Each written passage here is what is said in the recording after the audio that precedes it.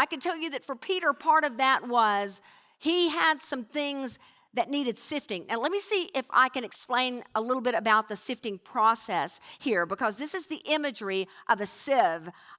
So what would happen in that ancient culture with the wheat is that it would be cast up in the air over a threshing floor so that the husks would come loose from the rest of the grain, so that what was grain would be separated from the husks, and that the parts of it that were not wanted would fly away in the wind. That was part of the process. But then after that process, it was put through a sieve that was made for grain, and it was shaken and shaken and shaken and shaken. And what was meant to happen is kind of the reverse of the way I always pictured it, that it would, that whatever was not good grain would fall through and the grain would be left. No, not in the way that this particular custom worked. What was going to fall to the ground was the actual grain in the threshing floor like they wanted it. What was going to stay in the sieve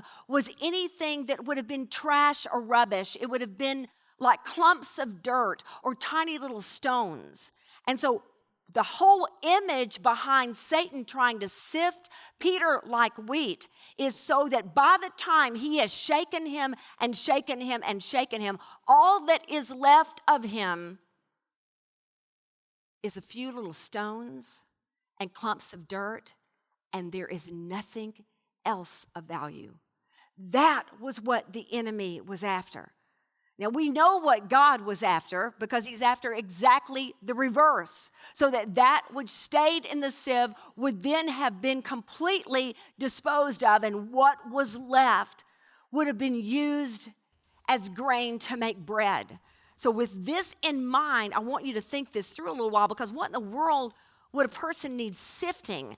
I thought of all sorts of things, just jotting down a few. A bent, for instance. Say we have a bent that is just really not only destructive to us, but it is going to be tremendously destructive to us. A habit, an unrestrained tongue, pride, a mentality, a fixation of some kind, a stronghold, a generational defeat, something that we just need out of our lives so that we can go on with our lives into the victory that God has set us apart to have. Does anybody know what I'm talking about? So it's whatever it is, whatever is holding us up, whatever has such a tight hold on us that we are not loose to be the followers of Jesus that bear the kind of fruit that brings him the kind of glory that he is so worthy of.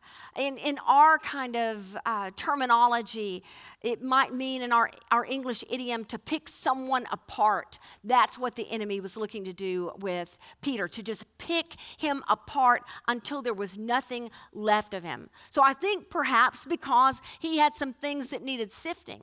But I think maybe there's another reason as well, and that is because he had a tad too much faith in his own faithfulness.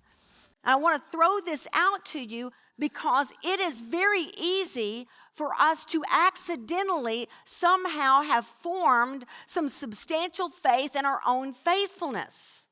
Like we can really get it in our heads that we've got the thing. And we just have a lot of confidence that we're going to be faithful. And here's what I'm suggesting to you. The only wise thing when it comes to the matter of faith and faithfulness is having faith in the faithfulness of God. That really is the only solid,